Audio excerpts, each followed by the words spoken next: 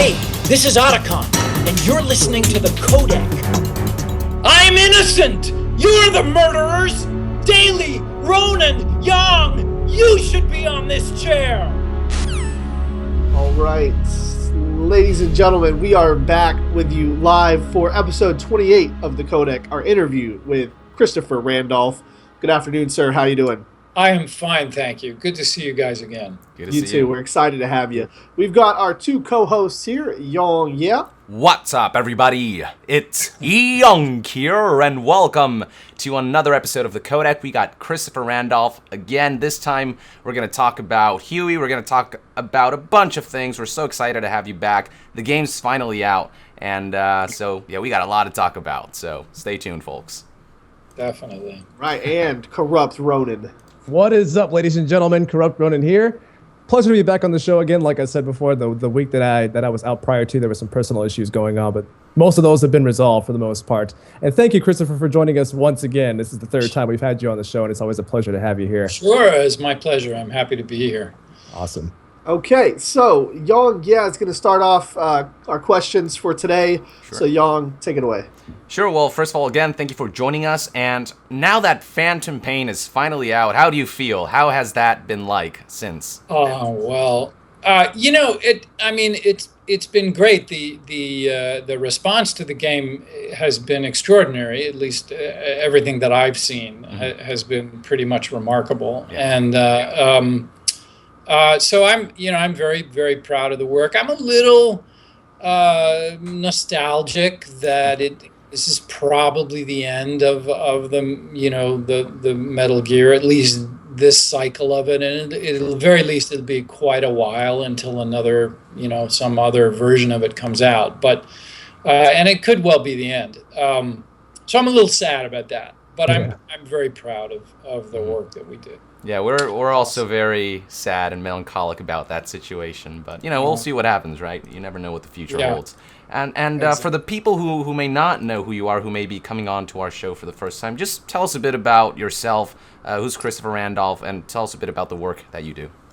Sure, I'm an actor and a director, and I've been playing the role of Otacon, and more recently his father Huey in the Metal Gear series since 1998, I think, was when we got started. And that's really why I'm here. But I do all different kinds of acting, stage, voice acting, and film and television when I can do it. And I recently have been directing a lot for the stage. So cool. Very cool. What's your latest work, if I may ask? Well, right now I'm sort of in a lull. I directed two plays this past summer, one in New York and one in Boston. And actually, it looks like we're going to do the Boston one again next spring in Boston. Wow. Well, what are the plays?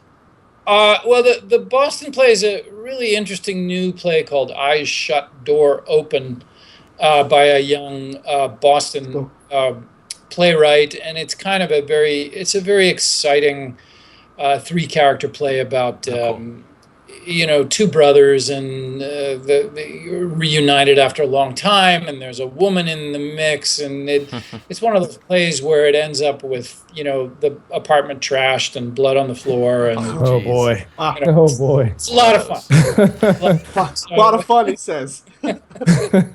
So it looks like we're gonna have a chance to do that one again. And then the other one I directed this summer was a remount of something I had directed before, a very interesting play about the genocide in Srebrenica and Kosovo in 1995. Wow. A cheery subject. Yeah. But a very good play that I think deserves a further life. So we're still working on that as well to see if we can get it out to other people too. Hopefully I can go and watch one of the plays you direct, because they both sound very interesting. I would love to see one of those plays. I would love to have you there. I'd love to know what you think of it. You're not that far, are you? Yeah, Young, where are you, Young? I don't even Delaware. Know. I can drive to New York. You could make it up to New York, certainly. Right. Yeah, well, keep me updated on your plays. I'll definitely. I love theater, so I would love to come see one. It'd be awesome. I'm gonna take a trip from Florida one day. Seriously, I need to. It's quite a bigger distance, but awesome. So Ronin, I think you're up next, bud. Awesome. Well, Chris, first of all, I want to congratulate you on your fantastic performance as Huey in the game. Phenomenal job on that. Thank you very much. Thanks. And second of all, do you think that Huey, looking back at your performance as Huey, do you think that, even though Huey's story is concluded, do you think that they gave, a certain amount of closure to his story with the story of the Phantom Pain and his actions and some of the things that he went through the process of that game? I think that's a great question. I'm not sure. I mean, certainly in terms of closure, I think you get to see his journey, but I don't know as you really know what was going on with him. I think you're left with a fair amount of mystery as to his motivations and is he a good guy or a bad guy? Well, I think most people find him not to be such a good guy. But not to judge or anything. But I think there's a fair amount of inner mystery to his inner workings, which I kind of like. Me too, actually. Sometimes you just don't quite know why people do certain things. Right. So I mean, I think the story leading up to and beyond the creation of Otacon and his taking over for his, sort of following in his father's footsteps in one way or another, is clear. But the inner life of Huey, I don't know if there's any closure there or not. Yeah, that's for you guys to judge, really. Yeah. Well, I mean, it was a fantastic way to kind of personify that character as a way to say, this character has many different motivations, but you're never quite sure what those are for the reason why he does the things he does. And it was a great way to make me like and hate the character all at the same time. And your performance as him definitely helped in that aspect for sure. Well, thank you. That was the goal. So I'm happy that it's accomplished. Absolutely. Just as a quick note, as we progress, the game has been out for a month and a half or almost 2 months now. Coming on 2 months, so we are spoiler ready. So we just say to anybody watching, if maybe I don't know if any of our fans have not completed the game, I don't know what they're doing, but at least they have to be past the Huey segments, I'm sure. So as we move forward, feel free to talk freely about whatever is going on. But it's interesting though. I mean, the thing is, you can, because of that whole thing with the tapes and everything. It's kind of optional whether you listen to those or not. So you can sort of complete the game without actually completing the game, following that story, right? Which in some ways is one of the cool things about the game, because you can keep going back and finding other things. Even if you finished it, you can go back and play it again and have a completely different experience. So Well, trust me, us Metal Gear fans, those tapes are not optional. We listen to every single one of them. All of them. I'm glad to hear that. So my question for you, Christopher, kind of falls in line a little bit with Ronin and Young's. And it's now that the saga is done, how does it feel to now have everything finished? There's literally, there's I guess a couple years that are still open to interpretation in the lore of the game, but now we know what happened to Huey. We know what happens with Otacon. How does it feel to go and deliver both of these character stories arcs, and now it's basically over?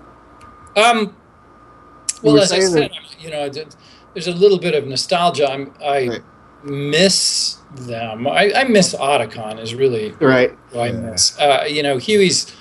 Huey's very interesting and fun to play, but there's I don't know, there's something very special about Otacon who I kind of it seems odd to say, but I sort of enjoy spending time with him, when we're recording. So there's missing that, and I don't know. I think one of the brilliant things about the whole Metal Gear world is that there's plenty of room for more stories. Yes. If someone wanted to invent them, and create them. So, I mean, there's something satisfying about having sort of completed a cycle like this, and also it's interesting. I was talking to Chris Zimmerman, or not talking. We were emailing back and forth recently. The voice director for all the Metal Gear. We had her on the show last week. Oh, good, great. She's amazing. She says hi. She's phenomenal. Yeah. Oh yeah, she did say hi actually. She's remarkable. She says you're her Otacon, by the way. Well, sweet. She, we were just saying that if you look back. I don't want to sound like we're tooting our own horn too much, but go right ahead. There was a demarcation when Metal Gear came out. There was a change, I feel, in the way games were made, because it was suddenly, performance and storyline really began to take on much more significance, and so for me, there's something very gratifying about being a part of a franchise that had that impact. Yeah. You know what I mean? Yeah, no, for us gamers as well, like Metal Gear Solid was the first game that I played where I felt this is the future of gaming. Before it was just kind of like, oh, this is sort of like a toy, It's fun, you play it, whatever. This Metal Gear Solid was the first time where I'm like, this is a medium, a true art form where you can experience things that you can't experience in any other medium, and where it really took everything to the next level. And it really was just really cool. I mean, there was 3 kind of categories back in the day. You had your like Banjo-Kazooie, Marios. kind of Marios. Yeah. you had your like your Baldur's Gate, which was like reading a book that you got to click on sometimes. Sure. And then this came in and kind of added, almost like a movie. Cinematography and Exactly. Yeah. No, I mean, I remember playing like Myst. Do you remember Myst? Yeah, absolutely. That was like exactly. I have to say, but yeah, no. This, I think it really changed things, and so to kind of look back on it as not that anything's ever completed, but it is sort of a completed oeuvre, really, in a way, and there's something very gratifying about that, Okay. Well, this next question is a doozy. It's from Yong, and it goes very in depth. So I'm gonna turn it over to Yong, and I'm excited to hear what you got. So I want to break down this character Huey a bit, because, like you said, I didn't get this guy. Like I understood aspects of him, but I was left with just what the fuck, like at the end of the game. So I don't know how much in the loop you're kept about this character, because I know for a lot of actors sometimes you're told what you need to know at a need to know basis. So if you don't know the answers to these questions, that's totally okay. We'll see what kinds of insight you can give us there. And but the thing about Huey is I think they wanted us, the player, to feel the same way as Snake and Kaz, where they too are like, what is up with this guy? I think Kaz was fairly convinced he was guilty, but Snake, he was like, look, we don't have the evidence. We don't know yet. We can't pass judgment yet until we really know everything there is to know. And there was a sense of uncertainty with his character. So I'm going to go through a list of things that Huey does and maybe ask you and to give us some insight into why he might have done what he did. I'll do the best I can, but no promises. Sure thing. Starting with Ground Zeroes. In Ground Zeroes, I think it's made fairly clear that Huey he arranged this nuclear inspection, and then through that, Skullface manages to infiltrate MSF, and then that's where it all goes down. They destroy MSF. So my question to you is, how did that come about for Huey? Was he threatened by Skullface to some degree? Did he defect of his own volition? Was he tricked somehow? What's the story behind how Huey became involved in that aspect? Yeah. Well, I mean, obviously it wasn't written. Right. Sure. The answers to that question are not written. Okay. So anything that I say is me making it up in the same way that you could make it up. I think that's what's interesting. That's the beauty of it too. Well, I think so too. But I mean, and your point about actors not always knowing is very valid. I know I remember in Ground Zeroes, there was a point where I actually found myself asking Chris, did I just do this? Is he a good guy or a bad guy? Who am I playing? And exactly, and questions like, did I really do this? Oh, wow. Am I lying when I'm saying such and such or such and such, or am I, and so to the best of our ability, we sort of sorted some of that out. I'm really avoiding your question, as you can tell. No, but I understand. I'm really actually curious about what you think, because under pressure of testimony and threat of execution, Huey denies. Yeah. He denies. He sort of has his own set of excuses for how things came about, and he really claims that he did not know that it was a setup. But whether you believe him or not, I don't believe a single word that man says. Well, that's what is crazy about the whole thing. That's it. You don't believe him, and But Chris, you delivered those lines so truthfully. That's I've said this on the show to them. Like, I believe that Huey is lying, but I can't believe that Huey's lying because it doesn't seem like he's lying. When you deliver those lines, yeah, seriously. it's like there were times when I telling was convinced for a brief second where I'm like, okay, maybe there's something more. No, wait a second. The evidence. Young, think about the evidence. Don't believe this guy. Well, I don't know. That's great. And I mean, I think, I think his powers of persuasion seem to be pretty good. Although in looking at the work, and of course, when you're doing it, you can't see it. But when you know what you're working on, and all the actory things that you're supposed to know, you go with. But you don't really know the impact of it in this format anyway until you actually see the scene, right? Right. So, I came away from looking at some of these cut scenes, kind of like going, boy, he really is a weasel, isn't he? And I don't, I kind of like the fact that you want to believe him, but there's just a lot of evidence that it isn't the case. And, and I mean, is justice done? And it's very interesting that Snake is kind of somewhat merciful. He's sort of neutral, but neutral's not quite right. He's indifferent, maybe. He's really the big boss. I mean, it's fine. It's finally his decision what happens, right? Right. Which actually is kind of interesting too, that he has that sort of power over this entire room of people who want to string Huey up, and what he says, everyone abides by. Yeah. Right. Which is kind of cool too. Yeah. And that doesn't always happen. But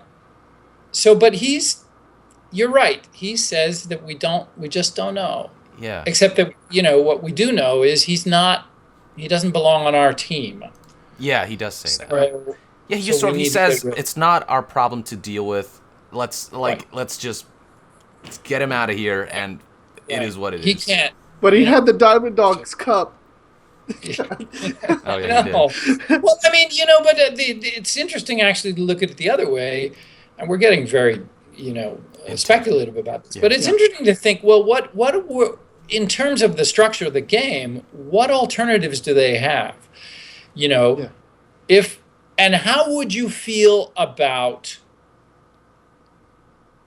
Kaz and Snake and all those guys if you watched Huey get executed? Yeah. I mean, how would you, as the players, how would that then reflect? I mean, would you feel that justice was done, or would you feel a little kind of uncomfortable with the way all that was? Personally. Yeah. Yeah. So, what about you, Young? You said For me, what did it for me was Yeah. when they played back the tape of Strangelove in the AI pod.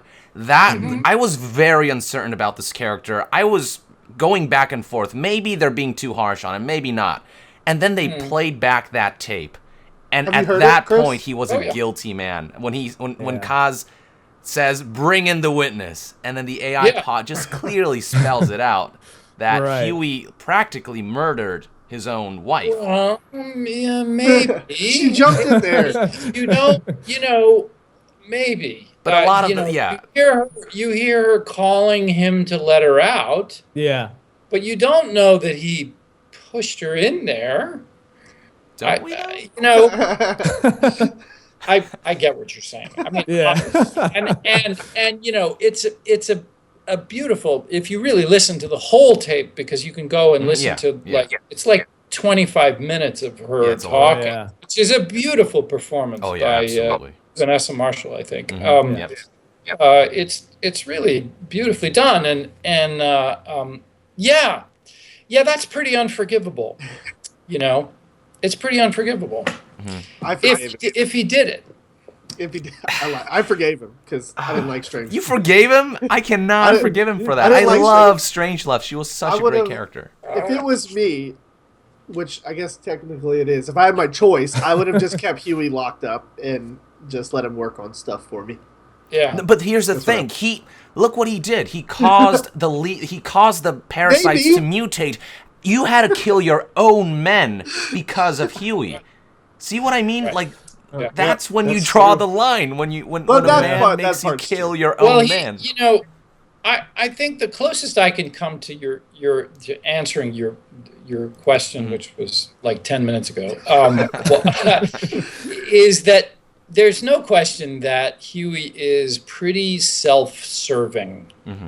So that if you look at him in terms of kind of the archetypical setup, Snake and his team and you guys being the players, there's a cause. There's something higher than self-interest to believe in. Yeah. I think that Huey does not really subscribe to that. I think Huey is trying to keep himself alive, and he's not, physically he doesn't have the strength. He's actually quite vulnerable. And so he is at the mercy of anybody who kind of captures him and threatens him. Yeah.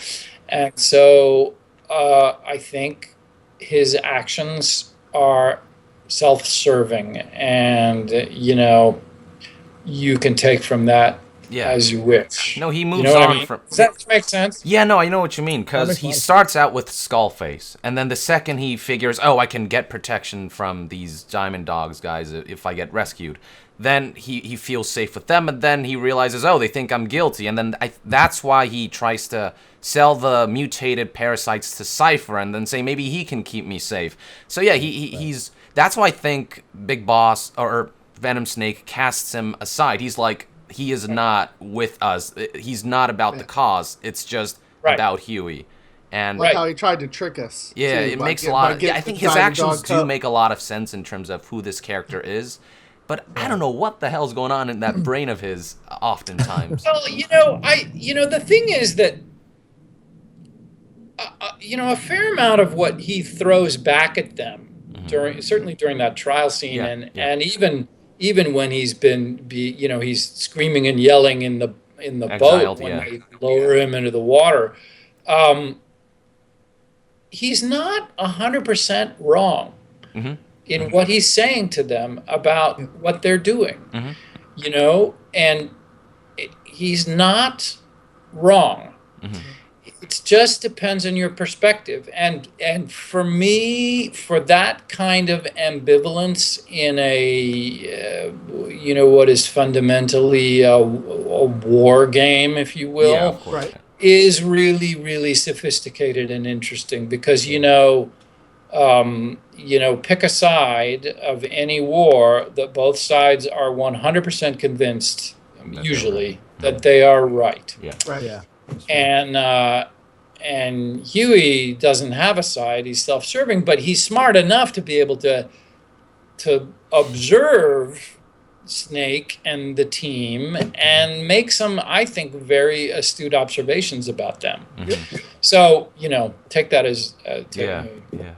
God, There I you think go. Huey might be the most complex character in the game. Honestly, like with him, there's so much to think about.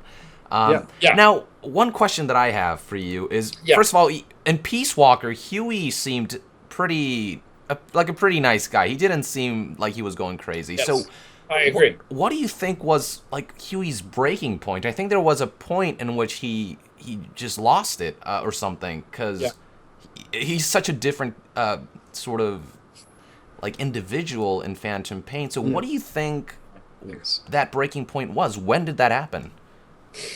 Well, obviously it didn't happen in any of the games, so it's some event in between. That's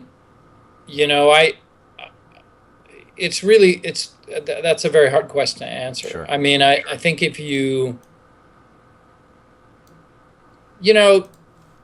his handicap and may have something to do with it. Mm-hmm. And it's possible that, because even in Peace Walker, he was to some degree at the mercy of greater powers. Yeah. Right? Absolutely. Mm-hmm. And so, I mean, you could sort of extrapolate from that he just began to really feel used, and so began slowly in increments to just go, no, I'm going to do this stuff I have to do for myself, I have to stand up for myself, because Right. It's and funny you should stand up say that. isn't even the right word. His tagline for the Metal Gear trailers was "A technocrat who stands his ground." That was his tagline. So I think you kind of nailed it. to some degree. Yeah, I mean, I can see. You also have to keep in mind about his son as well. Yeah. Yes. But I mean, yes, exactly. Mm-hmm. And not that he's not a particularly good father, really. But I do think, despite his actions, I definitely think he loves his son, and I think felt a lot of guilt about all the stuff he did, in terms of his son. Right. I think that's a big reason for why he locked up, or he might have locked up Strangelove in the AI pod. He was using Hal as a test subject, or as a for the Sahelanthropus, and that's when Strangelove was like, no, and so she sent Hal to the United States without his permission, or I don't want to say permission, just without his consent, and that's when he said, okay, look, this is not happening. This is my son as well, and I think that's when. Yeah, and again, it's a great question of, where's your breaking point? Where's your point where you're gonna go so far as to sort of commit passive-aggressive murder? Passive-aggressive murder. Great way to Well, it sort of is. Though, it's not like he stabbed her or shot her or even poisoned her. He kind of. He did nothing. He just did a little bit and then just kind of walked away. Yeah. Right. So, I don't know. Actually, I think that might have answered all the questions in one fell swoop. So really, actually, yeah, good. A lot of the points that you made go in line with a lot. Awesome. I mean, a lot of it is like, I don't want to say it's a non-answer, because it is like a really good answer, but I think a lot of it, like you said, is up to us and like to fill in the gaps, because the gaps aren't there, or the gaps are there purposely. I think Kojima intentionally made those gaps there so people would think in this way: is he guilty? Is he not? Did he do this? I think so, and I I think that's really cool. Yeah. I mean, I think it's great, you know, if a game like this can get people thinking about this sort of stuff, any sort of stuff, you know, just thinking about a character and wondering, you know, and even after the game's over, you're still thinking about them and why did they do this and what does that mean? And that's very exciting to me, you know. And it's one of the great things about the game. So. Sweet. Awesome. Well, thank you for that, Ronan. Go ahead. Sure. Yeah, Ronan, you are up, bud.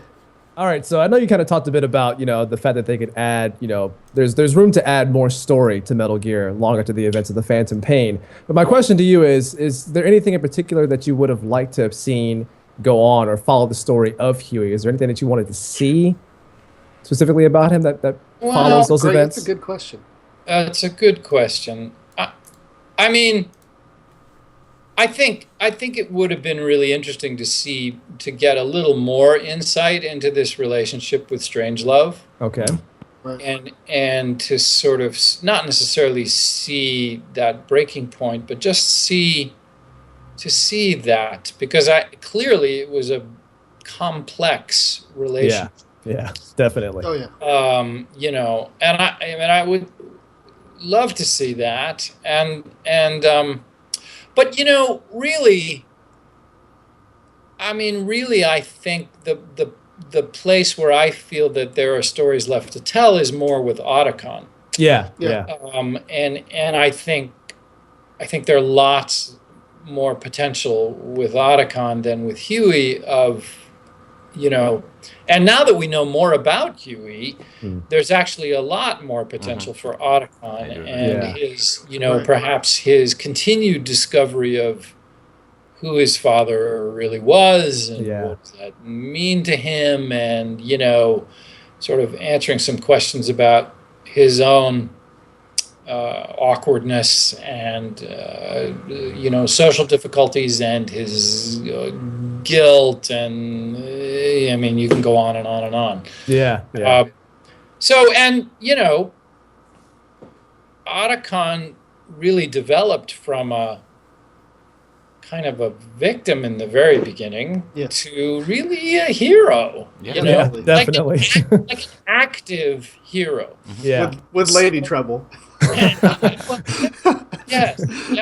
So, but I mean, you know, that sort of development of a character is really interesting. And then, you know, once you've reached that level, you can tell stories where he's more of a hero. Yeah. Obviously, as you can tell, I'm like pushing to try and get another game centered around. Right, yeah, definitely.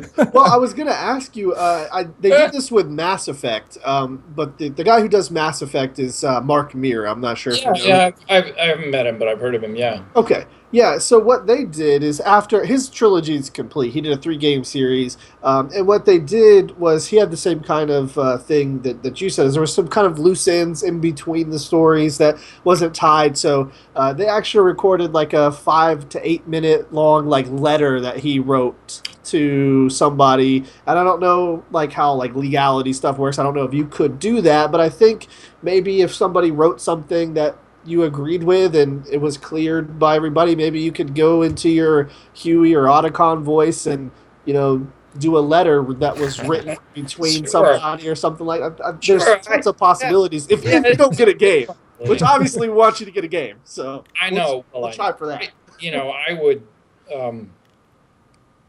It would make me. I would be happy to do that if Mr. Kojima would write the letter. Sure. Then I would read it. But I mean, in the end, it is his story. You know, I mean, and we're all, you know, the fan fiction, and you can take these stories and take off in your own imagination. And I think that's fair game. I really do. And sometimes really very interesting. But right. I think in the case that I was talking about, I'm pretty sure Mark wrote it himself. Yeah, did he? Yeah, since it was because it was his character. I guess he got clearance from, you know, whoever his person is to do it, and it was a really nice kind of sentimental thing that you don't really get to see in the game because the game's more about combat and action, and it's definitely got its story parts. That's what it's all about, but it never really touches as soft as that particular Right. letter was. It was really, really touching and really cool Right. to see. And I thought that might be a perfect fit here. Yeah. Yeah. All right. Maybe a letter from Huey to Otacon would be really cool. That would be very interesting, actually. What I need to see is how the hell did he survive the life raft? They should make a movie about it. Him stranded in the sea, surviving on the food he got. I know. Now That would be that's- very interesting. And then when he finally reached land, he didn't have his bionic legs Right. or anything. So Right. what happened? How'd You that know. work out? Exactly. Hmm. Ronan, That's a was good question. there any other parts to your question, buddy? Oh no, that was it. Chris, you answered that fantastically. So I really appreciate Thank that. you. Thanks. Perfect. So my next thing for you, Chris, is you had literally, in my opinion, the best scene in the entire game. The game offers not as many cutscenes as we're used to. So the ones that we have to, savor. You have the best one in the game, in my opinion, with Robin Atkins Downs in the interrogation scene, where it was brilliantly performed. Which one? So There's 2 interrogation scenes. the exile scene. Well, there's the where he's The execution scene, you mean? the enemy is right here on his knees and he hits you with his crutch, and that entire encompassing scene was just quite amazing. So my question for you is, can you tell us a little bit about acting out that scene and how it was recording that particular one? Well, it was, obviously really intense. I mean, it was really Was clear. Robin there with you? No. No. I was either, I was working to recordings or just. Okay, so you got to hear it though. Well, sometimes I did, and sometimes I didn't. Okay. It just Okay. depended. There was a fair amount of Chris Zimmerman reading the lines. Okay. She's fairly good as well, so I'm sure it was. She's very good, but it's not quite the same as Right. As Robin Atkins Downs, I'm sure. Right. that. Not the same at all. So, and it's really cool to see it cut together because it actually works pretty well. Yeah.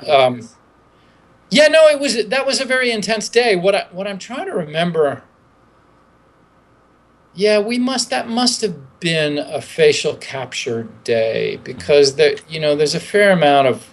I know the torture scene, the earlier With Ocelot. interrogation scene was indeed that was definitely a facial capture day, so that my upper body movements are, I had to Registered. match those in a studio, and all of that, which is tricky, but that final trial, and the other thing that, of course, we didn't have was the kind of crowd all yelling, kill him, Yeah. Right. kill, that thing, which is really intense and really scary. I mean, I knew it was going to be there, but we didn't actually have it recorded. So, as always with these things, there's a certain amount that you have to make up in your head as to what you're acting with. But I mean, I knew it was pretty crucial. It was pretty important. Moment. Awesome. And it worked very well. Cool. Yeah, Yes, I do agree that it's one of my favorite scenes in the game. Yeah. The cutscenes in the game, just in general, like, I mean, I don't know, say what you want about the game, but the cutscenes are so brilliantly executed. I've never seen cutscenes so just amazing. Like these one shots, I think Kojima was inspired by Alfonso Cuarón with his work with Gravity, where he does a lot of the one shots in space. He was inspired by that, and he implemented that in Phantom Pain, and it adds this sense of immersion, like you're there behind the camera, just watching this whole thing unfold without the cuts and stuff. Very interesting. Yeah, no, I agree, and I love that you bring in a film reference, because I think that's right, and I think Mr. Kojima is really very into film. Oh, yeah. Absolutely. Absolutely. And, it's always been my contention that he's always been trying to bridge the gap between games and movies, and he's been really very effective with it. Definitely. Agreed. And I know he's been trying to do a Metal Gear movie forever. So There's one coming out. Is that still in production, right? Sorry? There's one in production, I believe, although I don't know how far along it is. Right. There's been a lot of talks about that. Yeah, certainly don't think they've cast it or are shooting it yet. I think they have a director. I think they probably do have. They probably got all that stuff. And the thing about that is, as most things with movies, it could all fall apart at any moment. You should play Otacon. I'm sorry, you look just like him, and you have the voice. What else do you need? I mean, believe me, I would gladly play Otacon. Right. Sounds good. That would be awesome. We'll see. I don't know. Put in a word for me. You got it. Definitely will. Young, you actually have the next question, so you're good to go, buddy. So going back to Huey, tell us a bit about some of the things you had to keep in mind to play Huey. Did you play him as if he was convinced that what he was saying was true, or did you play it as if he kind of knows that he's guilty of something? Like what's the mentality that you had to keep to effectively play this character, because there's so much to him? Right. Well, it's tricky because I think at different moments I took different tacks. Okay. I think there are times when he's lying, and I think there are times when he's lying really, really well, and then I think there are times when he's not lying so well.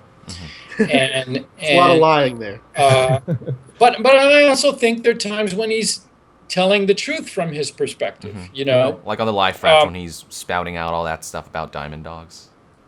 Right.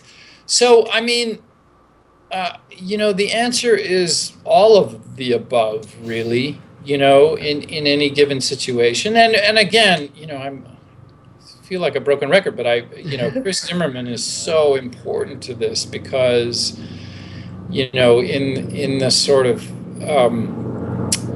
piecemeal way we have to go about making these things, keeping track of where you are and what specific circumstance you're really talking about. It's really helpful to have somebody to help you with that. And I know there was at least one case where I did a take of a few lines and Chris said he's not that good a liar. And so so that was always something she was keeping an eye on and I was keeping an eye on. But again, it comes back to this issue of not being given all the information. Sure.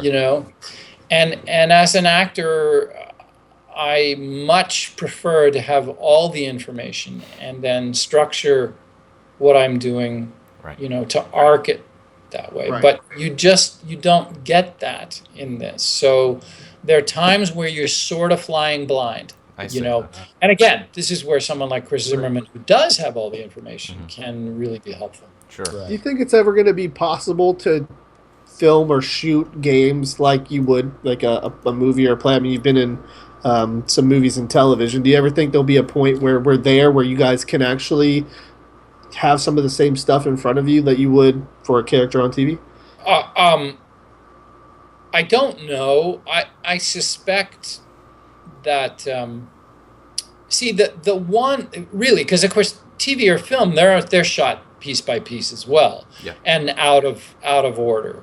Right. Okay. But at least there, most of the time, but not always, you have your scene partner to work with. That's the first thing, and usually, but not always, you have read the entire script. So you know the story. Not always, particularly if you're playing a small role in a movie or something. Okay. Or if you're doing a Woody Allen movie where he never gives anybody the whole script. He just tells you what he thinks you need to know. But I would like to see that gap closed a little bit for games. I would too. I do think that at least for the near future that games, if they're big deal, sophisticated games, are going to have to use motion capture and kind of green screen. And so you're not going to have a full set, you're not going to have, you're working with cardboard and frames and you've got dots all over you. And so you have to make a lot of stuff up in a way that in a really, well-budgeted movie, everything's real. You know? Gotcha. Yeah. Right. So I don't know. We'll see. You know, again, it's like If you had to we're at a choose, turning point now. We're at a turning point. Where are games going now? right? You know, what direction are they going to go in? And I'd be very interested to see, you know, in 5 or 10 years. If you had to choose one to go right now, would you rather know your video game scripts in advance so you can better learn the character, or would you rather have video games start putting you with your scene partners more often in an actual physical place? Oh, that's a really good question. I think the most important thing for me would be to be able to read the whole script. Okay, cool. You know, they're both important. They're both important, but you know, yeah, they're both important. But I think I'd pick the script over the other because, you know, and you still sometimes have a scene partner in the room, just very rarely. I mean, David Hayter and I did do a whole bunch of stuff in the room together, and Jennifer Hale and I have done scenes together too. But it, I don't know. I'd like the script. Yeah. Okay, cool. That's totally fine. I know what you mean. Like it'll never happen because they're so secret. No, when I'm in like doing theatrical productions, like if I didn't have that whole script that I could just read and get a context for all the situation, it'd be so difficult. Because I know there are some rehearsals where some people can't make it, but because I know the script, I can still efficiently like act it out in a way that, you know, even though it'd certainly help to have the person there during the rehearsal. Right. Knowing the script is just so like vital. Well, you know, it gets to a really interesting question of, you know, well, I think that there are a lot of misconceptions about what actors really do. You know, and a really good actor in any medium will make it look like they're not doing anything, at all, like they didn't have to do any work. The whole point is to make it look really easy. Yeah. But to get to that, there's so much work that has to be done, and people don't understand. And you really, in order to do that work, you really are aided by knowing the entire arc of the entire story. Gotcha. That's true. And that's the way we're trained as actors. If you go to an acting school, you know, as I did, you know, or even in acting classes, the first thing is read the script. You have to read the script, and read the script over and over and over again. The first rehearsal is always a read-through, actually, for any play. Yes, that's right. Almost always. Yeah. Almost Very always. cool. Well, I think that's very insightful that's awesome. and cool to hear. So I think, Ronan, you're up next, bud. All right, so we kind of already know how the three of us, that being me, Young, and Daly, feel about Huey as a character as a whole and his actions. But what I want to ask you, Chris, is how you feel about his actions. Do you feel like he may have been justified in some of the things that he did and some of the accusations that he did to the characters throughout the game? Yeah, I think in some of them he is. But again, I mean, I think it's you gotta put yourself in his quite self-serving position. I mean, I don't, you know, me personally, I don't think anyone is justified in killing anyone. Right. I just don't think you can justify that. Yeah. You know, except under just the most extreme circumstances. But you know, Huey probably felt that these were extreme circumstances that justified what his actions. Yeah. From his perspective, they were extreme circumstances. Right. From all of our perspective, looking on the outside, it's like, come on, dude. But, Right. Sure. You know, so I don't know if that actually answers your question or No, not. actually, you did completely. Huey is like he's so victimized that he's always like you been said. a victim of something. Yes. And if you look at it in that perspective, it certainly, I don't want to say mean, he was- redeems, but it certainly makes puts a new angle to things because, I mean, since the day we meet him in Peace Walker, he's under, what is it, Coldman or whatever? And he's making stuff for him, and then now it's Skullface, and then even under Big Boss, he's still sort of this, he's being, accused and manipulated and accused. He's usually, like, for the most part, in a lot of his situations, he's kind of almost always working for the wrong side in some sense. And keep in mind, he was pushed down, or not pushed down, but let fall down the stairs twice. That sucks. Yeah, that sucks. So he's definitely been abused in more ways than one in that aspect. I think it's also just important to also keep in mind that I think Huey likes doing what he does, though. I think he enjoys creating those weapons because even when he doesn't have to, he is with like the battle gear and stuff. So I think it's important to just kind of figure out, where his, like you were saying, where his breaking point was. Yeah. Where it went from I'm doing this because I want to be doing it because I have to. Yeah, and like most scientists, the science is what really interests him. Yeah. And you're right, the creation of these machines is what he feels he's on the planet to do, and it's his passion. And to some degree, anybody who's going to afford him the ability to do it, he's going to sort of go with, because he wants to do it. He wants to do that. That's his legacy. A lot of people take advantage of that in Metal Gear. Absolutely. They do, definitely. Yeah, no question about it. Which is unfortunate. All right. So moving on, my next question for you, Chris, is were you aware of the twist that this game has as far as the player character is concerned? No, I was not.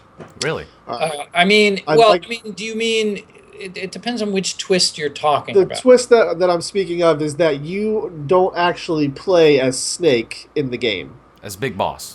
You play as Snake, but you don't play as Big right. Boss. You don't play as Big Boss. Yeah. As Big Boss. Yeah, you play as, I don't know if you've seen the cutscene in Ground Zeroes at the end where the chopper's going down and stuff.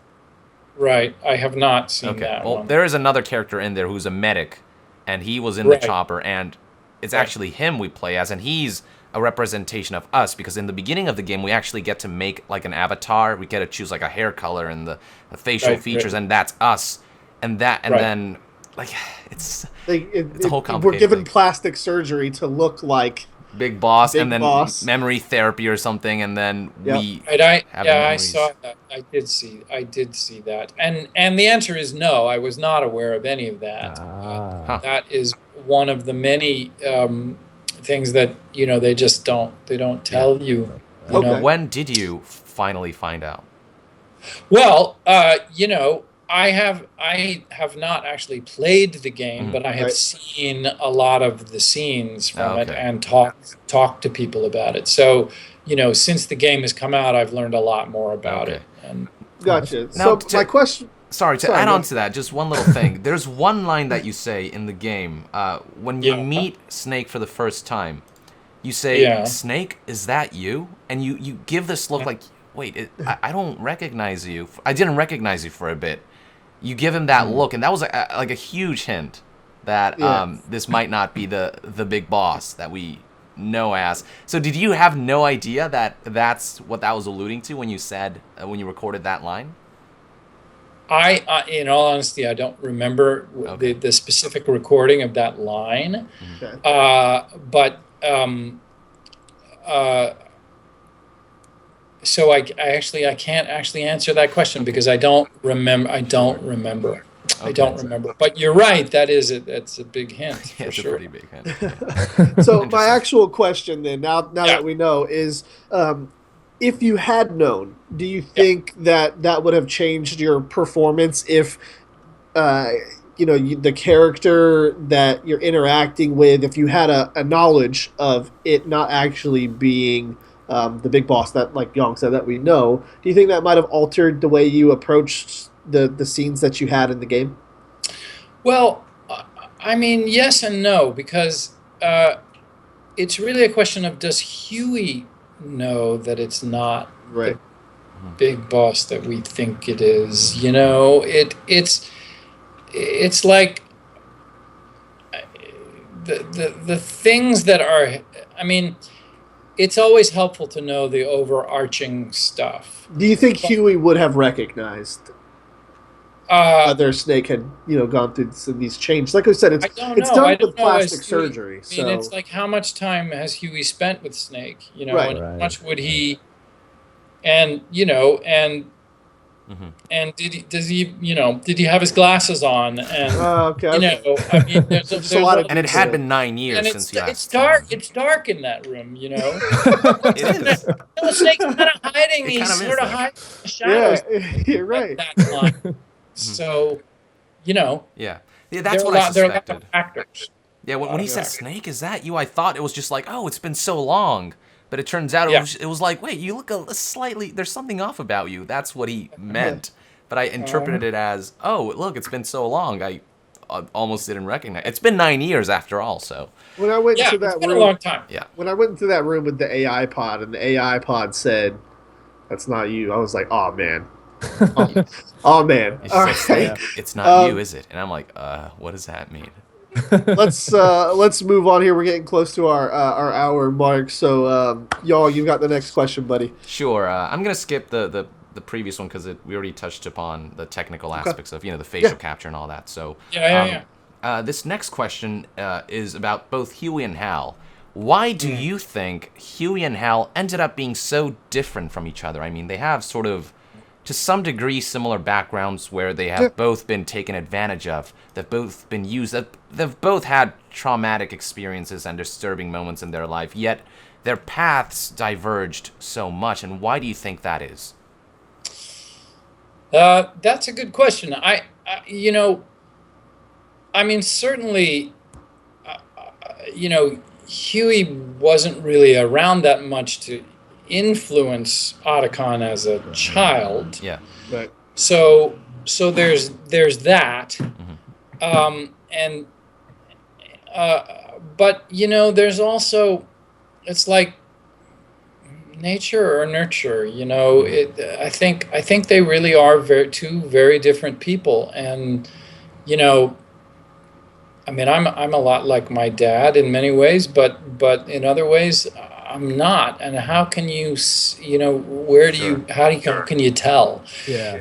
I mean, I do think that I think it's pretty significant that it's not like Hal grew up with Huey around all the time, and so that his influence on Hal was more of an idea than an actual presence.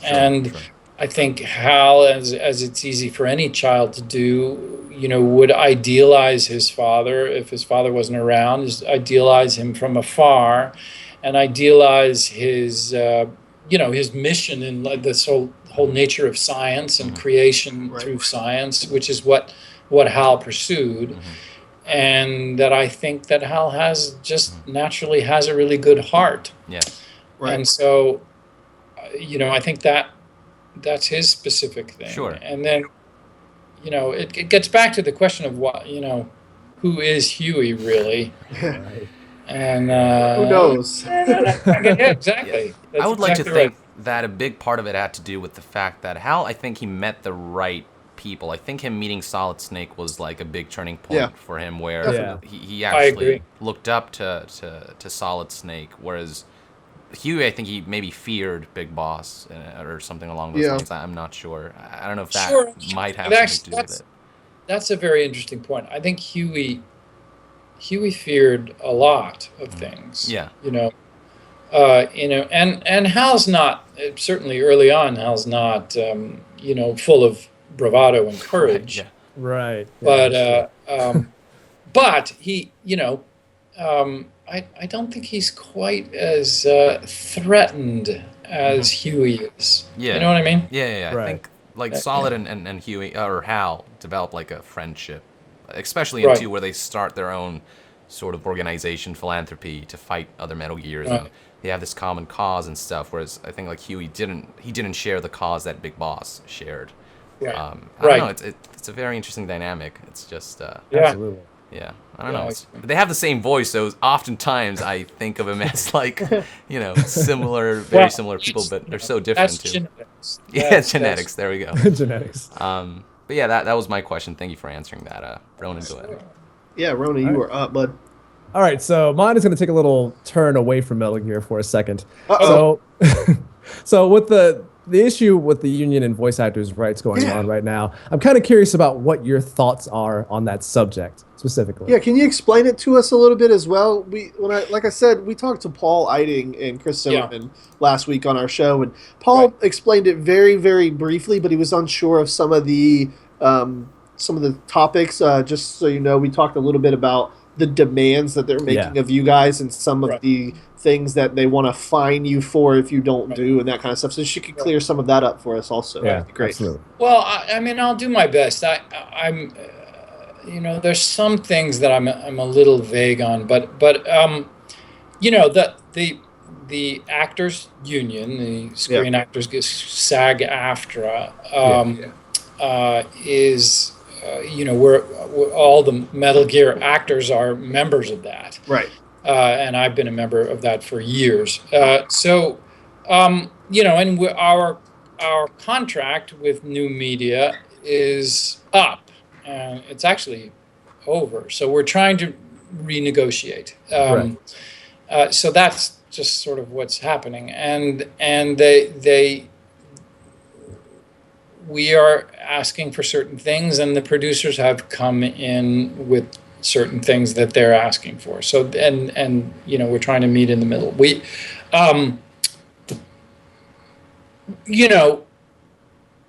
they're asking for some things that are, I think, really show to me kind of what I was talking about earlier, that there's a great misconception about what actors do, and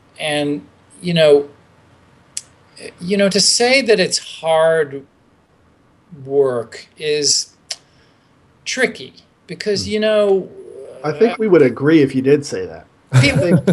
It's hard work in a different sort of way. Sure, it's not like we're out it's not like construction. It's not like construction, there's a lot of very hard jobs. But to be able to do this job effectively, I think takes a lot, not just talent, but a certain amount of training and just a certain way of going about it and a certain focus. And it is sometimes extremely physically demanding in a way that people don't understand. They think you're just standing in front of a microphone. How can that be physically demanding? And I can understand why they would not understand that. I mean, I would say the same thing to anybody that sings. Can be extremely demanding, extremely stressful. Yeah. So, you can go, I think, on any number of websites and see what the producers are asking for and what our union is asking for. I think there's some things that the producers are asking for that are perhaps even unconstitutional, let alone, sort of unreasonable. And so, I think I have to check because it's totally fine. I think one of their demands was one of what the things that they have on the table is that they can actually fine our agents an enormous amount of money if we refuse to audition for certain roles in certain projects. Now, to clear that up, if I said I want Christopher Randolph to come play a character in my game called Blood and Gore, and you didn't want to do that, I could fine you. Yeah. Because I think it's even more strange than that. It's if you want me to come and audition for a role in your game called Blood and Gore, and I don't want to do it. Right. I don't want to come and audition. They can fine. That's ridiculous. What is this, like slavery or something? Crazy. So there's that. that now again, I have to put a caveat. That's how I understand that. Right. I think we're on the same page. We've heard that multiple I may times. have that. I may be confused, but that's my impression of what it is. Okay. Ridiculous. The other one is, yes, they want to be able to fine us if we are what they call inattentive, or and basically fine us, in some cases more than the salary we would be making that day. If we check our cell phone or something. And I, again, to me, a demand like that betrays well, I want to say a lack of respect, but it's not really that. It's this notion that we are professionals. We do this. This is what we do. This is what we've done with our lives, and in many cases, we've devoted our lives to it for a long time, and that's our choice. But it's not easy. If you look at what the union union minimum for a day's work on a voice game, it looks like that's a substantial amount of money. Not outrageous, but something you would think, well, that's a pretty good deal. But then you have to understand, we might do 3 of those a year. I mean, it depends on what you get cast in. You're such a freelancer that you just don't know. Right. So, but the point is, if you're a member of the guild and you get a job, you're going to be professional about it. You show up on time, you turn off your phone, you're ready to work. And if there's stuff to prepare, you're prepared, and you go in and you work to the absolute best of your ability to make the project great. Yeah. And the demands that are being made by the producers are assuming that we wouldn't do that. We wouldn't automatically do that. And I find that troubling. Right. Absolutely. So there's those things, and then there's also the whole issue of residuals, or they're calling it bonus payments, which is more complicated and brings up a bunch of complicated issues. I'm glad we're asking for it. I think that we deserve it, and the way that they have structured the request for this is appropriate.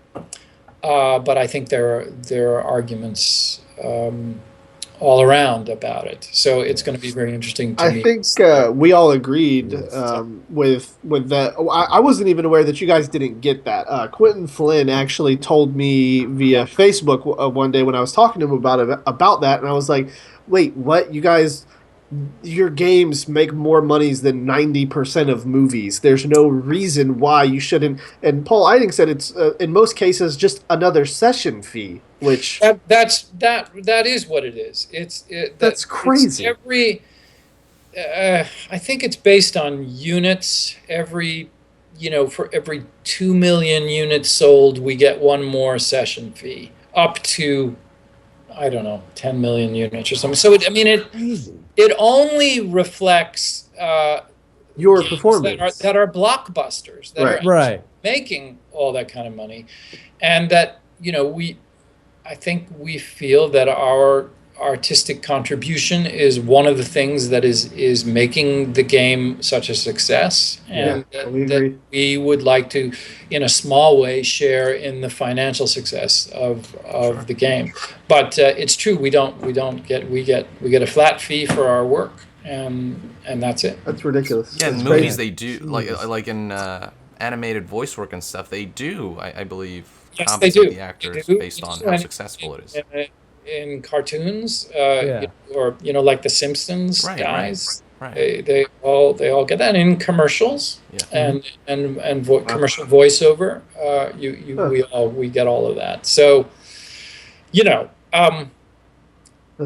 that's insane. So that's an issue too. And actually, interestingly, I think one of the other things that we're asking for is, whenever possible, to be given more information about what you're doing, what we're doing. Yeah. What we were talking about earlier, to see the script. Yeah. Because it benefits us. Yeah. And in the end, it benefits the game, the product production as a whole. Yeah, absolutely. So it's a complicated issue, and I think, I mean, I've seen a whole bunch of stuff on Twitter about it, and you know, I don't think what we're asking for is unreasonable, and we'll see what happens. You know, Man. I mean, we wish you guys the Definitely best will. of luck because Absolutely. I mean, Gotta support. Yeah, we'll see. I mean, I certainly hope that we don't have to go as far as striking. You know, we took a vote to authorize that. Right. We saw that. So yes, So it was very successful, from what I understand. Yes, it was. 96% said yes or something. Yeah. Have that power. If you go on strike, voiceover for indie games only, and make the big guys jealous. There you go. There you go. Yeah, I mean, that's the other thing. You know, the producers want to be able to bring their employees in to do some of these parts. You know, who are not members of the union. And again, I think this betrays, and I don't want to sound like a broken. I don't know why they would. It just betrays a lack of understanding about what it is that we do. You know. I thought one of the most egregious things that I've seen so far is I can't remember the direct person where I originally saw this, but Paul mentioned it in our interview with him as well. But there's been some people trying to pit you guys, the voice actors, versus the people who create the games. And I think that is I don't know who first brought that up, but I think that's totally like ignorant, and it's very upsetting because they're trying to create arguments and fights and you know, demean what you guys do. Yeah, I mean, I think that argument arose out of, I think, what on some level is sort of a logical extrapolation of this, which is to say, well, if actors are going to get residuals, why shouldn't, you know, the coders or the scenic artists? Most of them are employed. Right, exactly. And my response to that is, well, they should. I think, yeah. You know, and if they want to organize and fight for that, I totally support them. Yeah. You know, I really do. I mean, I think that's certainly, you know, game developers should share in the success of the thing they create. I mean, I feel that way about everything. Sure. I mean, I really think that, you know, employees should share. Yeah. There you go. Where voice actors have it hard, though, is that, you know, once their job is done for the project, you know, that's it. They got to re-interview, so to speak, re-audition. Whereas I guess with like programmers, they're set. You know, once you are a programmer in that company, you maintain that job and you have sort of a steady income. In theory that's exactly right. And it's, you know, you're not necessarily freelance. You have a steady job. Granted, there are some freelancers. Just in case there's any watching, we know there are some freelance artists and stuff out there. Yeah. But that's completely like a voluntary thing if you don't want to be part of a company. Right. They kind of move from project to project. Right. Sure. I mean, there are all sorts of, you know, employment options for people, and I support people who are creating things, and I think that they should share in the financial success, because no matter what kind of artist you are, it's hard to be an artist. Yep. In our society today. Yeah, and I mean, the other thing that is worth mentioning is the other thing we're asking for is has to do with safety, and on mocap sets, to be able to have a fight director there and that kind of thing, and because some of the stuff that you're asked to do is demanding, physically dangerous and challenging. As is what we call vocal stress, which is, because, there are sessions where you're just basically yelling for a couple of hours, and that is exhausting, and you can't talk for 2 or 3 days. No, it's really true. Yeah. So, I think we also feel that that there's some compensation for that should be Yeah. there too. Wait, are But there no fight choreographers for, or any kind of choreographers for these sessions? I can't say there are none. All I can Okay. say is there is no requirement that they have Oh. a fight Right. director or a safety stunt coordinator. Yeah. So they can bring one in, but they're not Yes. required to. Right. So you can just show up and they'll make you do it on your own. Fight.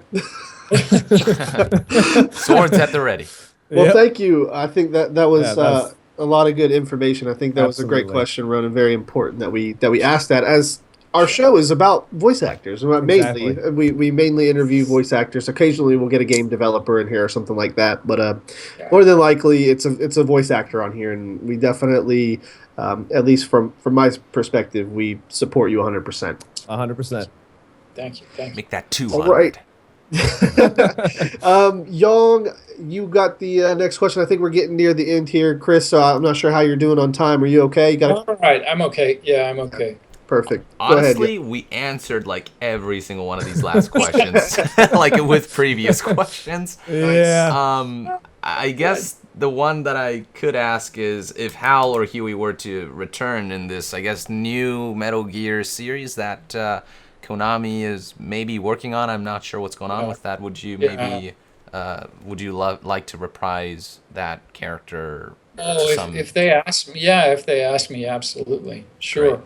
Cool. Well, we hope to see you back. Like, I don't know what's gonna happen with the characters, if they're gonna Yeah, I'm reboot curious. the series or if they're Yeah. gonna use Kojima's framework to make their own. Like, I don't know what's happening, but I have no idea, and it'll be very interesting to see, and interesting to see without Kojima's hand in there, Yeah. what they come up with. And it might be, it could be like the reboot of Star Trek, where they just get a whole new crew, right, Right.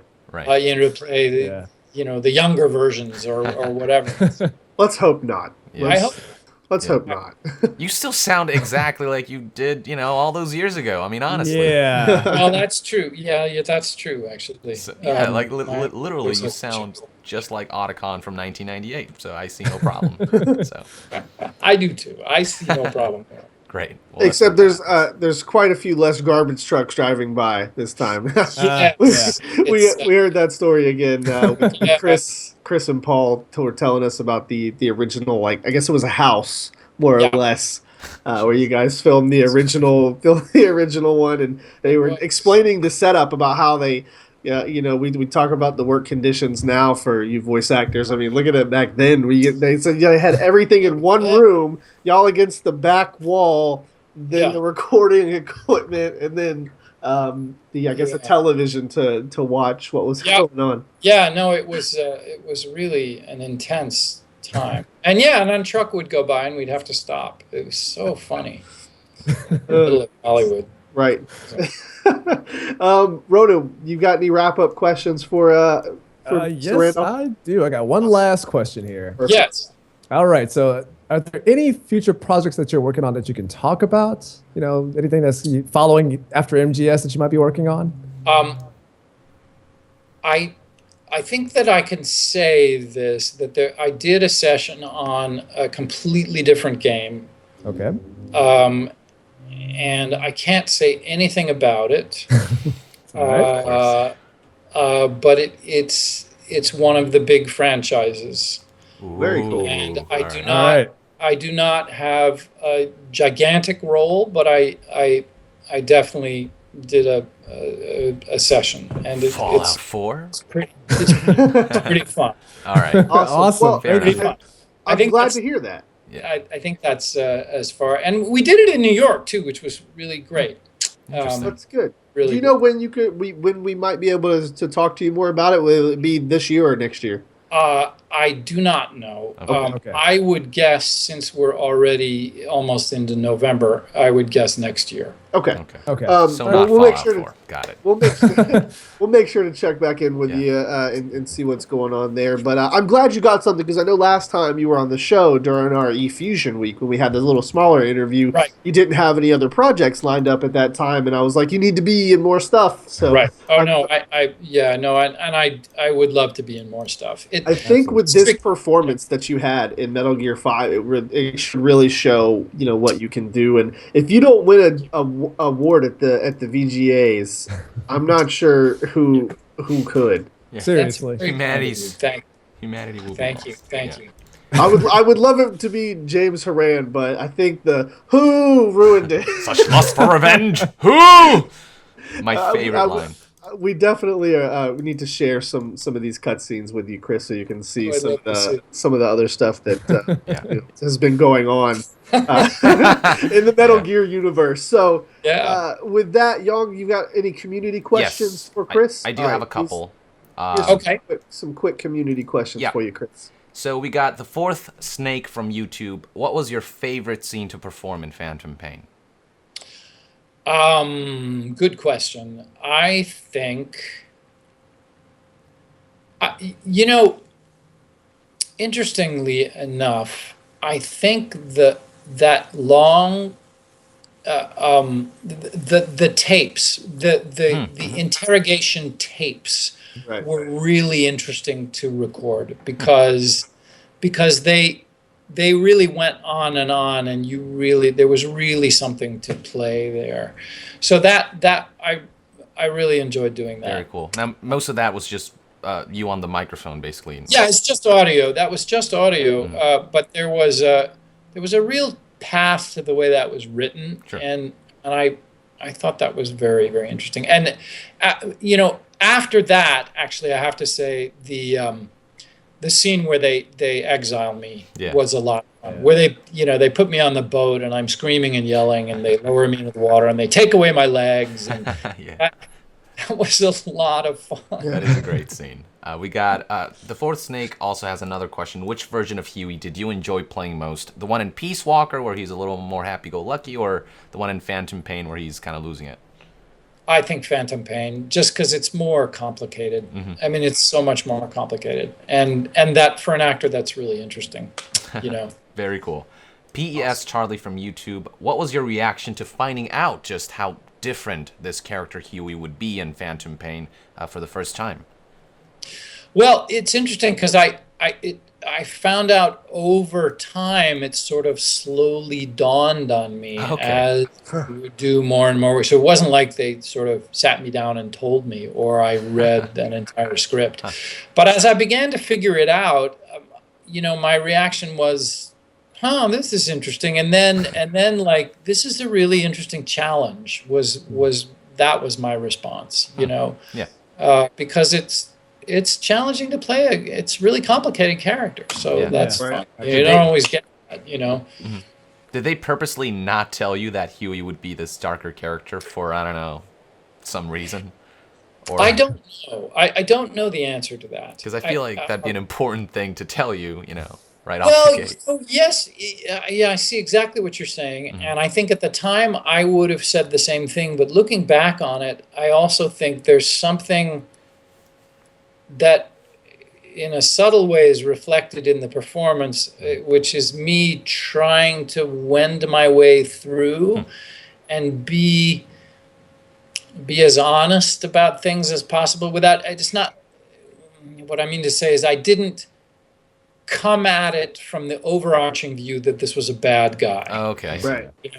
Okay. And so I think that maybe that's why he's so believable. That actually benefited the performance. Okay, I see what you mean. That's pretty great. That's pretty cool. Viking Joke from YouTube. How would you prepare yourself before recording for a Huey session for Phantom Pain? Good question. I have a couple of cups of tea to wake up, and I do usually stretch out and do some vocal exercises before I go in to record, just to make sure things are I'm relaxed and my voice is relatively warmed up. So that's really it. Okay, cool. And finally, I got a bunch of comments from people to ask me to tell you that they thought your performance was amazing. A lot of them said your performance was the best in the game. They loved what you did with the character. They hated Huey to a lot of degrees, but they said that your performance shined through so well that it came across that way, and that's just phenomenal. Wow, I'm really touched by that. I mean, that really means a lot that there's that kind of response to it, and I think the fan base for this game is just extraordinary. People are so invested and so kind of committed to it. Right. I love that. I feel it makes me feel part of a community. So I'm really grateful for everyone. I'm telling you, if you don't win a video game award, I really feel like that performance deserves something. So I would be surprised. I appreciate that very much. Definitely. Ronan, any community questions you see in the chat? Or outside of the regular spam, let's see here. All right, so we got a question here from, what's it, Ophiotoxin? If I'm saying that right. It says, have you at some point disagreed with the line you had to say with Huey? Like, no, he would never say something like this, and if so, which one was it? Good question. I don't think that's ever happened. Once or twice, there have been parts of lines that have disagreed, and forgive me, but I can't remember specifics. But I know there have been times with both Huey and Otacon where there have been lines that have sort of disagreed with things that have happened in earlier games, and I have pointed it out and said, okay, so what does this mean? And sometimes they have been changed. Sometimes just a word or two needs to be changed so that it fits in with the previous games. But I mean, again, I go in not knowing nearly as much as the people in the booth know. So, I don't think I would ever say he would never say that. Okay. I might ask about it, but then Right. Okay. That's a fantastic answer. Let's see, anything else here? We got one that's constantly coming from Jason8285 in the chat, saying, he says, how do you really feel when Huey was telling Big Boss to stop killing his men? Would the real Big Boss have killed them as well? I don't know. I mean, it depends on what you think about the real Big Boss. I mean, I think, again, killing not good. Right. So and I think that Huey, again, it's this strange dichotomy with Huey, because Huey, may well have killed some folks, and his actions may have killed some folks. But I also think he has this strange moral center. So I think he probably genuinely thought that was wrong of Snake to keep doing too. So Big Boss had no option, or Venom Snake had no option at that point, because they were all infected, and if they got out, they'd get other people infected, and it was this really extreme situation. And what really pissed me off about Huey at that moment was that he was a big reason for why this was happening. Like, and he was like, Snake, what the hell? It's your fault. And I'm like, what are you talking about, dude? You caused this. And he just didn't own up to that. It's funny because I felt like Huey was telling him to stop because he was feeling responsible for everybody getting killed. And it's only after I completed the entire game and really got to sit down and think about it, and I was like, maybe he was telling me to stop not because of any other reason than he felt morally responsible for what happened. But then when in the Ashes scene, he's like, you murdered them. It was your fault. You did this. And I'm like, dude, what are you talking about? I mean, there's some truth to it, I suppose, but at the same time, it's like, dude, he loves to shift the blame. Do you know what he just did? Like, what? That's Huey. That's who he is. That's who he is. And absolutely, it is what it is. Figuring it out. Yeah. Damn it, Huey.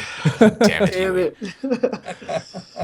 All right. I think that about wraps it up. I think most of these other questions have been asked and answered for the most part. What I'm seeing as well. And guys, keep in mind, if you haven't seen our original interview with Christopher Randolph, any of those questions, a lot of them we have already probably been answered, and we also had an additional follow-up interview. We'll link those a little later on. Yes. Well, I'll do that because we've been on here for a while. I also think it's very cool to look back at the hints you gave, because back then the game wasn't out, and now I'm like, oh, so that's what he meant. That's what he meant. And that's really cool. I set my controller down and said, Damn it, Christopher. Sitting right at my dining room table playing this game, and I saw some of the scenes like you were talking about, how Right. it's kind of dark, and I'm like, Right. he knew the whole Yeah. time. Yeah, I had to keep you guys in the dark there. Yeah, and we but- appreciate It's okay. that very Yeah, much. it's good. Totally fine. Absolutely. Made the game that much more satisfying. Like I said. Exactly. So. I know, that's the point. To wrap up, you know what we like to do. We've got some. Do we have some quotes for Chris? I got one right here. I'm just gonna put it in the chat. We've got one quote, and then I'd like. I'm trying to get. We're getting in the trend of doing a little custom quote for the intro for the video. In your Huey or Otacon, I'd like actually Otacon if you want to do Otacon. Sure, we got one Huey here, one Otacon. The Otacon line I'd like to do is hello or hi, this is Otacon, or this is Otacon, maybe in like your Codec voice, and you're watching the Codec. That's what the name of our show. Gotcha. Yeah. We've got the one line here from Yong as Huey, and then we'll do that other line after as Otacon. If you're okay with that. All right. So which one is Huey? the one on the chat right now. Yeah. Oh, hang on. I'm not even looking at the chat. Hang on. It's all right. Where is the chat? If you scroll the mouse to the bottom right, you'll see like a little. I love Oh, there it is. There it is. Good. I got it. All right. All right. That's good. I like that, y'all. That's creative.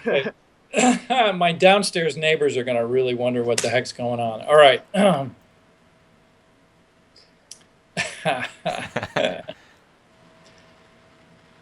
I'm innocent! You're the murderers! Daly, Ronan, Young, you should be on this chair!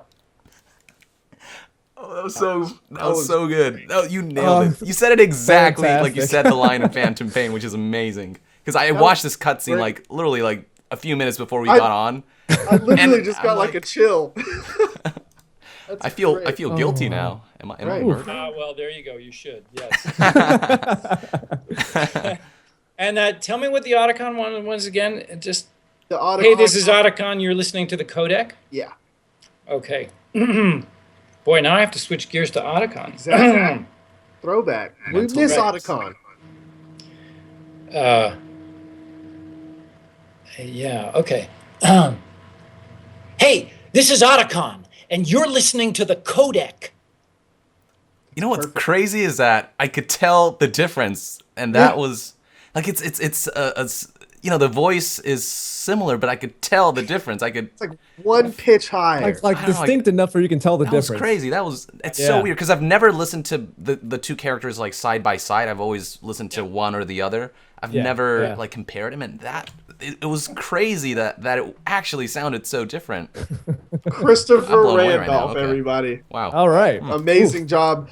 Chris, before we let you go, please let everybody know what's going on with you, where they can keep up with you. I know last time we talked to you, you said you had some plays going on, that kind of stuff. Yeah, the plays are done, and I mentioned the secret game that I did a session on that I can't tell you anything more about. Right now? It's all right. And other than that, there's nothing specific at the moment. Although I will say that I'm setting things up so that next year I can come to some Comic Cons. Oh, Yay. Wow. That's great. So, there'll be more information out about that, and certainly my Twitter feed will cover it. But we're kind of laying the groundwork. So I will be out and about next year, and hope to meet some fans. I would love that. Awesome. Well, maybe where we can we meet stay you. updated on like any plays you may be acting in or directing in the future? You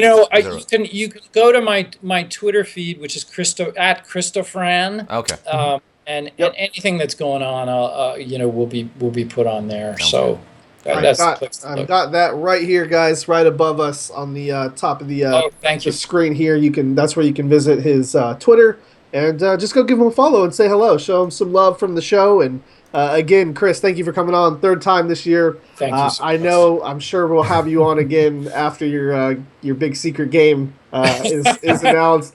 Maybe we can have another chat with you, and we'll check back in and see how things are rolling in the voiceover world, if it's the industry you guys get all that kind of stuff worked out. Yes, indeed. We'll keep Yeah. up. We'll keep in touch. I've got your phone number. We've got your Twitters. Good. Have a great day. Thank you so much. Thank you guys. It's always great to talk to you. It's really fun. You too. Ronan and Young, anything else for Chris before we let him go? Just again, like, amazing performance as Huey. I felt so conflicted about this character, which is, I think, what you guys were going for. Mission accomplished. Yeah, it is. But just amazing job. And like Daly said, I really hope you win an award because it. Thank Absolutely. you. Agreed. Yes. I mean, yes. Yeah. And thank you for coming on again, and we hope to talk to you pleasure. sometime later. My pleasure. My pleasure. Absolutely. Stay in touch with me. Let me know what's Sounds up. good. Sounds good. Ronan, Awesome. Yeah, thank you for joining us as always, Chris. Really appreciate it for the third time now. And like everybody else has been saying here, and I'm going to sound like a broken record, but fantastic job on your performance as Huey in the game. You did a fantastic job on giving us a reason to hate Huey. You definitely pulled that off quite well, I have to say. And if you don't win an award for that, it is definitely an injustice. So we're rooting for you on that Right. aspect.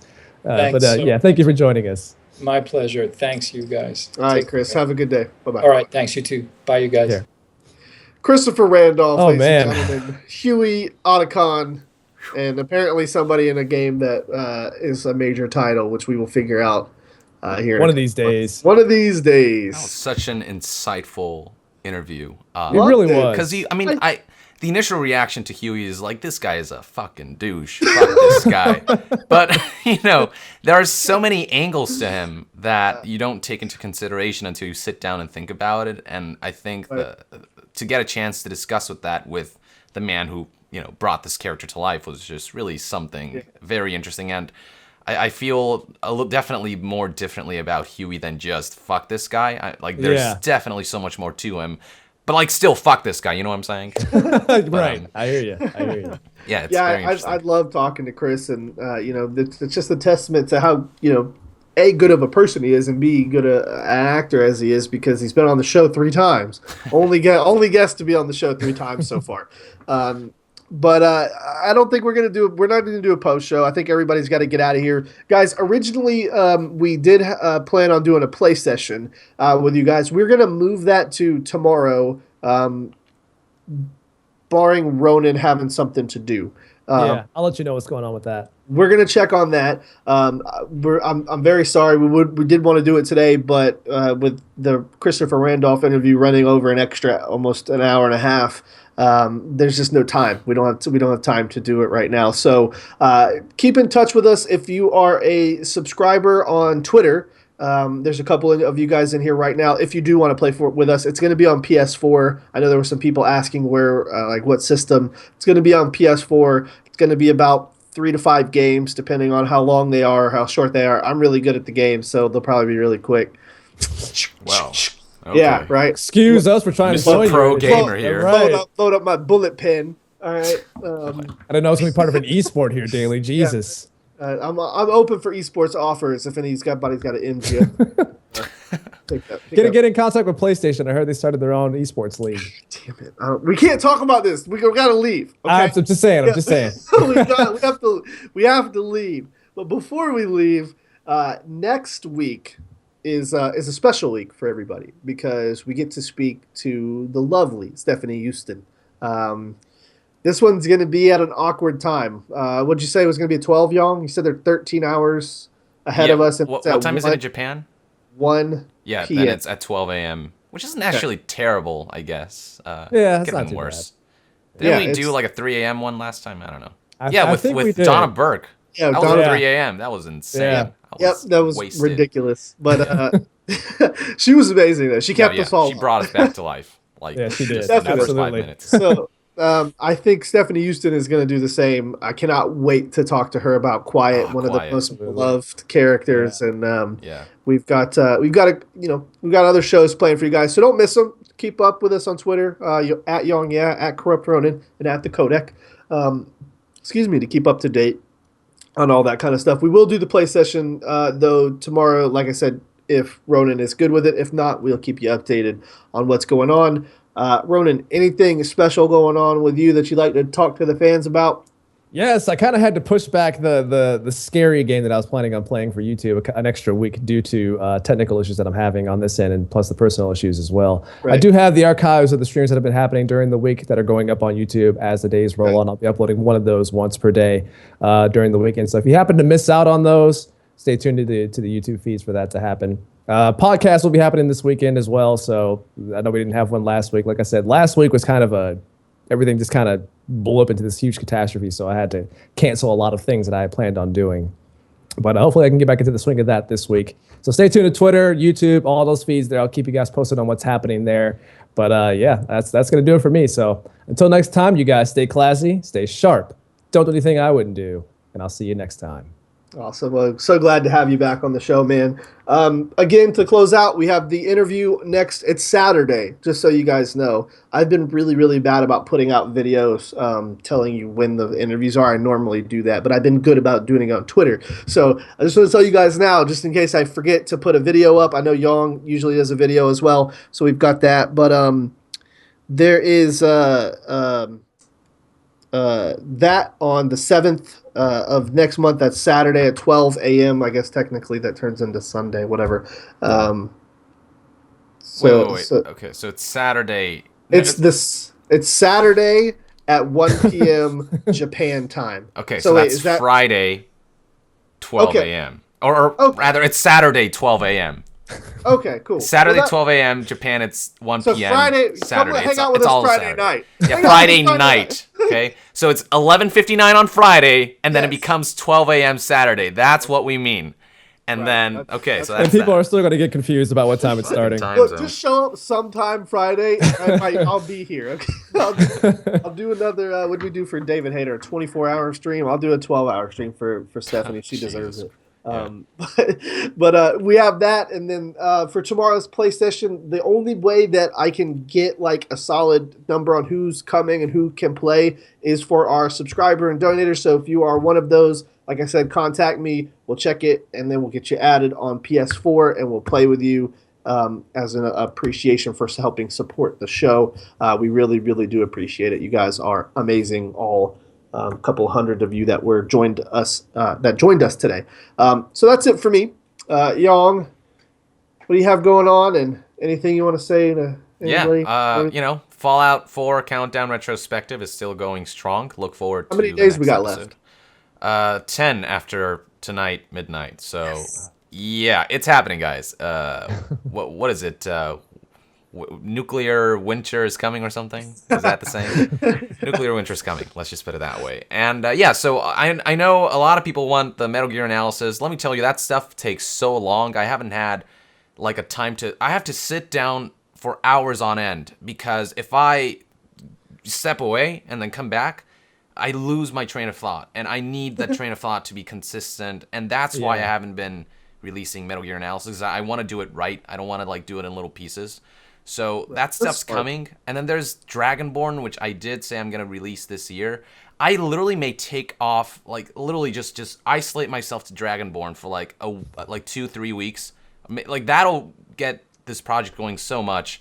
And then maybe do the analysis after that, because I really need to finish that project. And I just have had no time because so many things have been happening. The codec, the plays, the fucking... Sorry. Don't worry about it. Metal Gear coming out, and then Fallout's coming out like a month later. So it's been crazy. 2 months later, or whatever. It's been crazy. Kind of surprised us with that. So. Yeah, they really did. I was expecting it to be a 2016 thing, but so the plan is Fallout 4, do content for that. Maybe take like a bunch of days off, just focusing, like literally 24/7 focused on Dragonborn Act 2. Get that finished, and then work on Metal Gear analysis and lore. I want to do one video, maybe 2 hours long, where it's basically Metal Gear, the documentary movie, whatever you want to call it. Just you had like a little mini series that you were doing, and then you were like, "Well, we'll just Metal Gear Solid 5 is coming out." And good thing I didn't continue, because it would have been the whole fucking thing would have been wrong. So Solid Snake killed Big Boss, but it turns out he wasn't dead, so he came back to Zanzibar. Nope.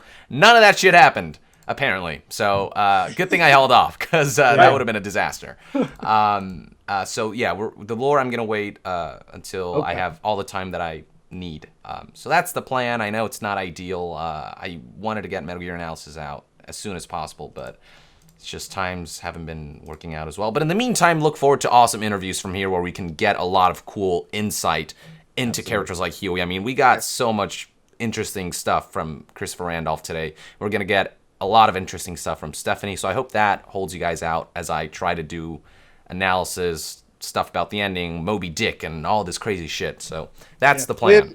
We had a good pre-show, too, so that should keep you guys sated. And I feel like we should get Vanessa Marshall in here. I keep hearing her name come up, and she was Olga and Strangelove, and Strangelove. So yeah, I think it's time to give her a call. Yeah.